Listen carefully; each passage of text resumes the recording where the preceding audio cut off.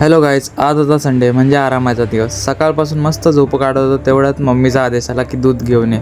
मग काय, खाली आलो आणि खालचं वातावरण बघा, सगळं पाऊसच पडेल. त्यानंतर घेतलं दूध आणि आलो घरी. घरी आल्यावर पहिला चहा प्यालो, कारण चहाशिवाय संडे कम्प्लीटच होत नाही. नंतर निघालो स्टेशनला जायला, कारण आत्याचा पोरगा रिसॉर्टला गेला होता. त्याची बॅग आपल्याकडे ठेवून गेला. मग ती बॅग रिटर्न द्यायला गेलो आणि आलो स्टेशनवर. आणि हे वातावरण बघा, अशी शांती रोज मिळाली तर मजाच येईल. त्यानंतर ट्रेन आली आणि त्याच्याकडे बॅग दिली आणि मिशन कंप्लीट झालं. मग आपण निघालो घरी जायला, पण इथे एक ट्विस्ट होता. आपण निघतच होतो घरी जायला, तेवढ्यात त्यांचा फोन आलाय की जी वसईवरून शेवटची ट्रेन असते 7:15ची, ती त्यांची सुटली. मग ते आता येतात घरी, आपण त्यांना जाऊया घरी घेऊन.